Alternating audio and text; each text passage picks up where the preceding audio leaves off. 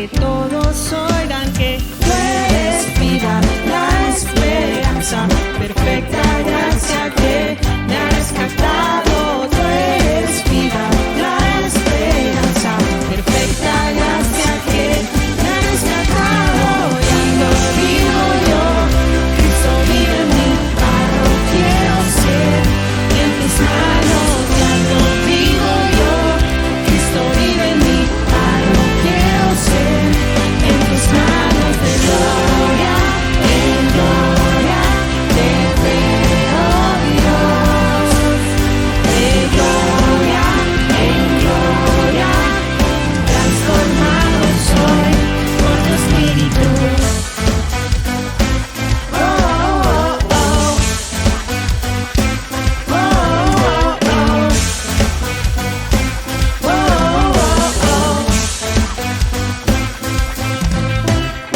Yo quiero ver tu luz brillando en mí, a través de mi ser, un altar que todos puedan ver, que todos oigan que tú eres vida, la esperanza, perfecta gracia que me ha rescatado.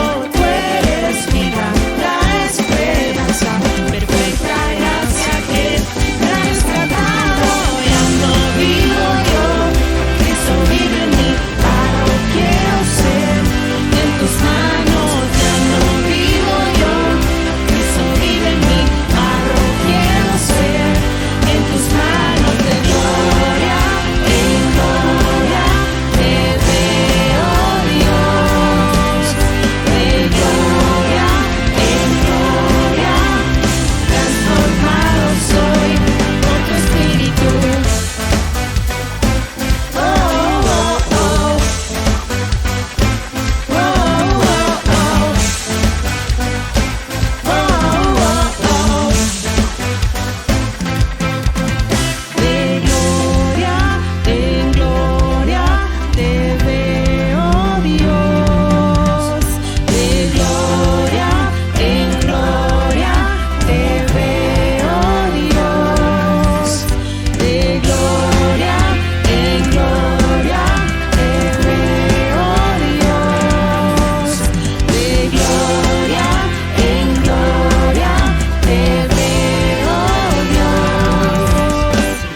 Ya no vivo yo, Cristo vive en mí, barro quiero ser, en tus manos ya no vivo yo, Cristo vive en mí, barro quiero ser, en tus manos de gloria en gloria te veo, Dios, de gloria en gloria, transformado soy por tu Espíritu. Oh, oh, oh. Oh, oh, oh. Oh, oh, oh. Oh, oh, oh.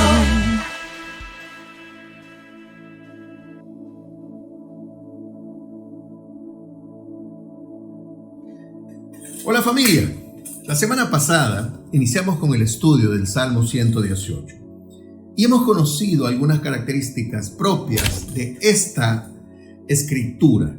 En primer lugar, podemos ver que es un salmo vivencial, un salmo testimonial que recopila la experiencia del escritor a lo largo de su vida. En esta oportunidad vamos a leer y a reflexionar del versículo 10 al 18 y dice de la siguiente manera: Aunque me rodearon naciones hostiles, las destruí a todas con la autoridad del Señor. Así fue, me rodearon y me atacaron, pero las destruí a todas con la autoridad del Señor. Me rodearon como un enjambre de abejas, se enardecieron contra mí, como un fuego crepitante, pero las destruí a todas con la autoridad del Señor. Mis enemigos hicieron todo lo posible para matarme, pero el Señor me rescató. El Señor es mi fuerza y mi canción. Me ha dado la victoria. Se entonan canciones de alegría y de victoria en el campamento de los justos. El fuerte brazo derecho del Señor ha hecho proezas gloriosas. El fuerte brazo derecho del Señor se levanta triunfante. El fuerte brazo derecho del Señor ha hecho proezas gloriosas. No moriré, sino que viviré para contar lo que hizo el Señor. El Señor me castigó severamente, pero no me dejó morir. Ábranme las puertas por donde entran los justos, y entraré y daré gracias al Señor. Estas puertas conducen a la presencia del Señor, y los justos entran allí. Te doy gracias por contestar mi oración y por darme la victoria. Conociendo un poco del contexto histórico, vemos una nación de Israel que salió de una monarquía un tanto débil, un gobierno basado más en el carisma que en una visión estratégica, un gobierno que no ordenó, que no trajo un aporte significativo a la recién formada nación de Israel. Es más, al ascender al trono de Judá, la nación de Israel entera había sufrido una derrota significativa en manos de sus enemigos históricos, los filisteos, y había mucha desorganización. Y literalmente, como explica en el versículo 10, estaban rodeados de naciones muy organizadas y poderosas. Leamos juntos lo que escribe David entonces. Aunque me rodearon naciones hostiles, las destruía todas con la autoridad del Señor. Así fue, me rodearon y me atacaron, pero las destruía todas con la autoridad del Señor. Me rodearon como un enjambre de abejas, se enardecieron contra mí como un fuego crepitante, pero las destruía todas con la autoridad del Señor. Déjeme recordarle cómo estaban configuradas las fronteras de Israel en ese momento. Al norte los sidonios y los arameos, al sur y al occidente los filisteos, y al oriente los amonitas y moabitas. Ni siquiera tenían salida al mar Mediterráneo. Literalmente estaban rodeados de adversarios. Ese es el contexto donde David se inaugura como rey y relata cómo el Señor en esa crisis nacional le fortaleció, le guió y le dio la victoria. Exactamente, él escribe cuál fue el factor determinante en esta cruzada, y fue la autoridad del Señor. Muchas veces no somos conscientes de la capacidad y el poder de nuestro Dios. Este hombre relata que fue a través de ese empoderamiento de la autoridad de Dios a su vida el que literalmente le sostuvo y le sacó adelante. Creo en la actualidad que muchos de nosotros podemos vernos rodeados abrumadoramente de dificultades. Vemos a un lado y vemos a otro, y nuestro horizonte solo nos muestra limitaciones, nos muestra obstáculos, y muchos de ellos imposible de vencer según nuestras capacidades y perspectivas. Pero es en este testimonio en que podemos recordar que no es nuestra fuerza o capacidad. Tal como cientos de años después un profeta le dijera al gobernador de Judá, un hombre llamado Zorobabel: no es con ejército ni con fuerza, sino con mi espíritu, dice el Señor. Por ello, tenemos absoluta esperanza que los desafíos que nos encajonan el día de hoy en la autoridad del Señor pueden ser atravesados. Tal vez muchos de los que estamos reflexionando estas palabras hoy nos encontramos rodeados. Pero en lugar de asumir la derrota, debemos creer que nuestro Padre está con nosotros. El propósito de Dios de entronar a David como rey de Israel era mostrarle a la nación parte de su carácter. Porque literalmente, cuando fue escogido, dio testimonio del corazón de este humilde pastor, diciendo que era conforme a su corazón. Ahora, al terminar su reino, prácticamente las fronteras de Israel se habían expandido y su territorio se había triplicado. Tenía más de 100 kilómetros de salida al mar Mediterráneo, desde la ciudad de Sidón al norte hasta Beerseba al sur. También era ya territorio de Israel la ciudad de Damasco y había extendido sus límites hasta las riberas del río Éufrates, conquistando a sus vecinos del norte, todo con la autoridad del Señor. Por eso la palabra nos enseña que no nos debemos desanimar cuando nos enfrentemos a diversas pruebas, porque esa prueba, luego de que sea traspasada, mostrará un fruto de bendición para nuestras vidas. Te voy a compartir algo que a mi vida trajo un profundo sentido del significado de la autoridad. Yo recibí un entrenamiento militar cuando estaba saliendo de mi adolescencia. Y ahí uno evidencia que la autoridad no la da la estatura física o la fuerza que alguien puede tener. La autoridad es algo que se recibe y se administra. Yo tuve instructores que eran mucho más bajitos que yo, incluso, según mi perspectiva, con menos capacidades o habilidades. Pero igualmente debías de sujetarte, porque la cadena de mando en el ejército es así. Tienes autoridad si estás sujeto también a otras autoridades. Y este es el principio del ejercicio de la autoridad. Si eres alguien que quiere vivir una vida independiente de la autoridad, déjame decirte que no vas a poder acceder a las capacidades que esta honra o da. Una actitud de acatamiento hacia la autoridad debe impregnar nuestra vida cotidiana, porque Dios establece la autoridad para mantenernos a salvo y fomentar nuestro gozo. Él estableció tanto la autoridad espiritual como la autoridad natural, y es importante obedecer ambas. Incluso los signos colocados por personas con autoridad deben ser respetados. Por ejemplo, si hay una zona de no estacionarse, no te estaciones allí. Si el único espacio de estacionamiento disponible es un espacio para discapacitados y tú no lo eres, no te estaciones allí. Incluso si eso significa tener que caminar mucho más. Si una luz roja muestra un aviso de no caminar o de no avanzar, no lo hagas, simplemente porque tienes prisa. Si te encuentras en una zona de no pasar en la carretera, no pases.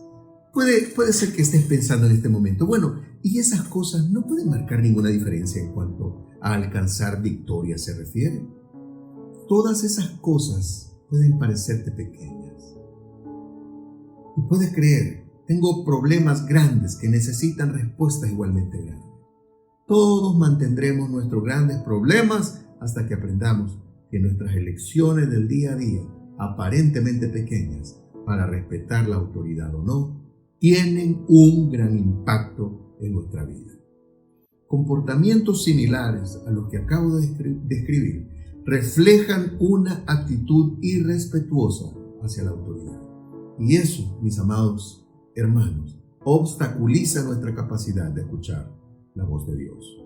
Porque Dios mismo coloca a la autoridad en nuestras vidas y quiere que la honremos.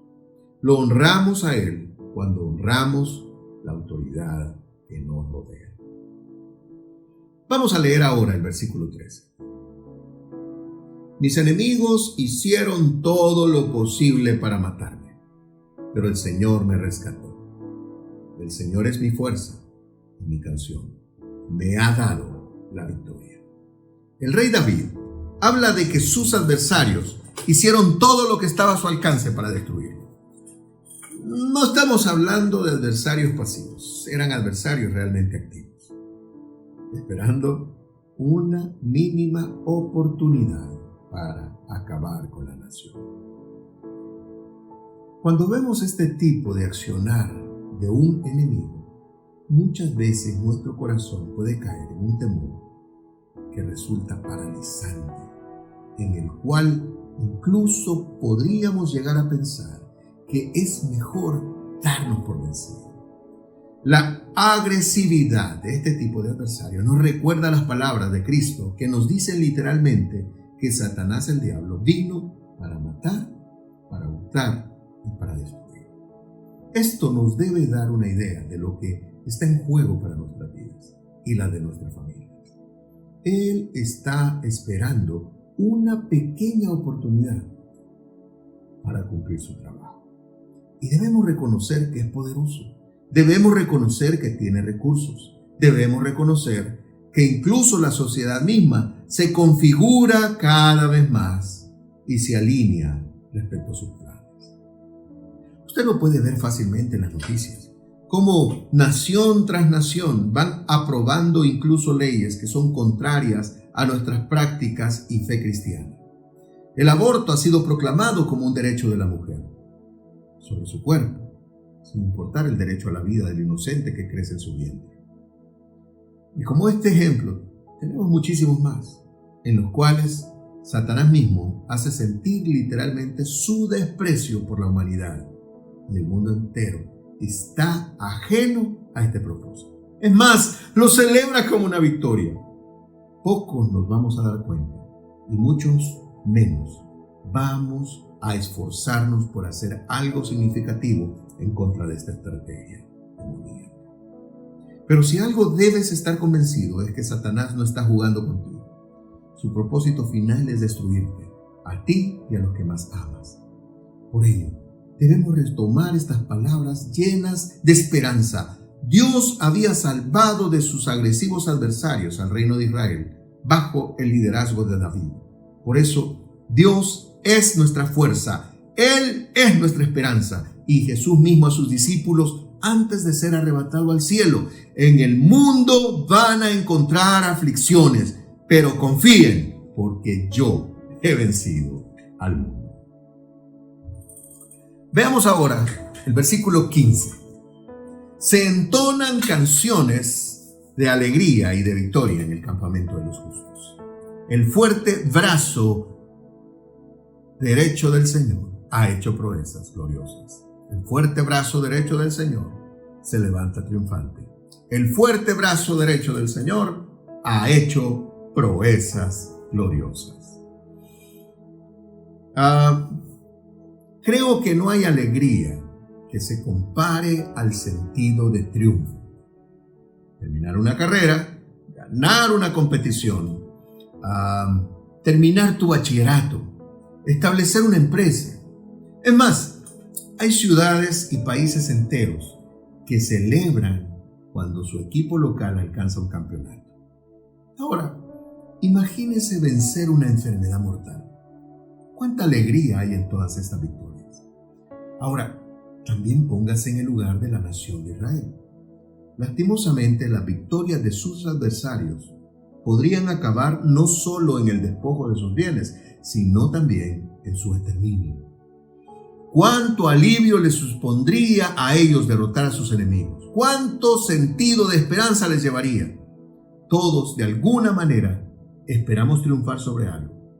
Ahora bien, toda victoria se disfruta y se celebra enormemente porque ha venido como resultado de un proceso, de una lucha, de un esfuerzo diligente y continuo. Pero debemos ser muy francos también. Hay victorias dentro del ejercicio natural a las que con mucha dedicación y esmero podemos alcanzar, humanamente hablando. Pero hay otras en las cuales no hay recursos suficientes de nuestro lado para hacer frente a esa adversidad, aún incluso haciendo nuestros mejores esfuerzos. Déjeme leerle lo que escribió el rey Josafat ante una invasión de los amonitas y moabitas. Segundo libro de Crónicas, capítulo 20, versículo 12, dice: Dios nuestro, castígalos. Nosotros no podemos hacerle frente a un ejército tan grande. Ni siquiera sabemos qué hacer. Por eso nos dirigimos a ti en busca de ayuda. Reconocer las limitaciones propias de nuestra naturaleza nos ayudan a mantener la perspectiva acerca de nuestro Dios, quien es soberano sobre todas las cosas. Ahora, déjame terminar de contarte esta historia. Vamos a leer ahora el versículo 21. Luego Josafat se puso de acuerdo con el pueblo y eligió a varios cantores para que marcharan al frente del ejército y fueran cantando y alabando a Dios. con el himno que dice: den gracias a Dios porque Él nunca deja de amarnos. Los cantores marcharon, vestidos con sus trajes especiales, y en cuanto empezaron a cantar, Dios confundió a los enemigos de Judá. Fue tal la confusión que los amonitas y los moabitas atacaron a los de Seir hasta que acabaron con todos. Luego los amonitas y los moabitas se pelearon entre ellos y acabaron matándose unos a otros. Así fue como cayeron derrotados. Cuando el ejército de Judá llegó hasta el punto desde el cual se ve el desierto, solo vieron un montón de cadáveres regados por todos lados. No quedó nadie con vida. La victoria vino de una dependencia total de la soberanía de Dios.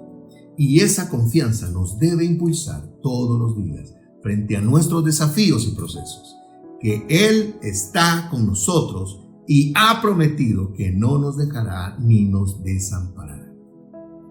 Ahora volvamos nuevamente al Salmo 118 del versículo 17. Leemos: no moriré, sino que viviré para contar lo que hizo el Señor.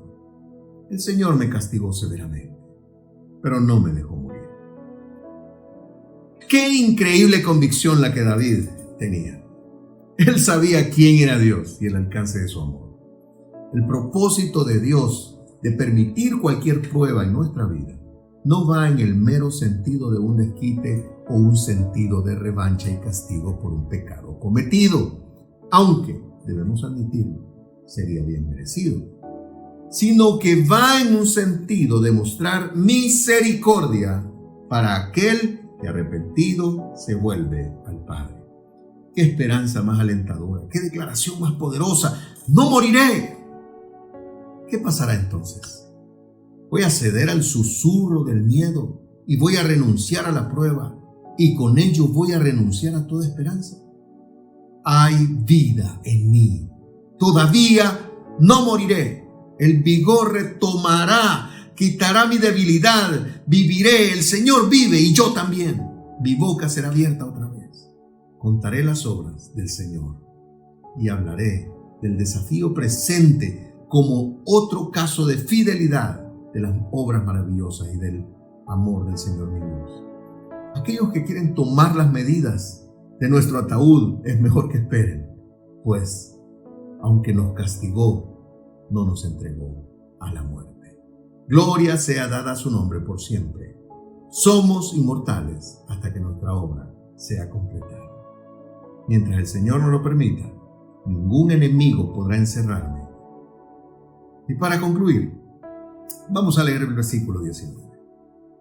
Ábranme las puertas por donde entran los justos, y entraré y daré gracias al Señor. Estas puertas conducen a la presencia del Señor, y los justos entran allí. Te doy gracias por contestar mi oración y por darme la victoria. Qué alegría hay en el corazón de aquella persona que alcanza lo que ha pedido. Juan capítulo 16 versículo 24 dice: hasta ahorita no lo han hecho, pero pidan en mi nombre y recibirán y tendrán alegría en abundancia. Puedes hacer que tu vida sea más fácil aprendiendo a desarrollar tu confianza en Dios. Con demasiada frecuencia no nos permitimos confiar. Quizás tu confianza ha sido traicionada demasiadas veces en el pasado. O tal vez eres una persona muy independiente. Aún así, es importante aprender a confiar en Dios. Es fácil sentirse estresado y agotado tratando de hacer que tu vida funcione por tu cuenta.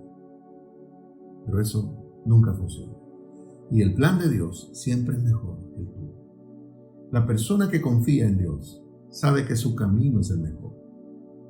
Ahora, la confianza no solo pasará mágicamente. La confianza crece a medida que damos pasos de fe y experimentamos la fidelidad de Dios. Tienes que combatir la duda, el miedo, la inseguridad o tal vez incluso intensa independencia para poder perseguir una vida de confianza por completo en Dios.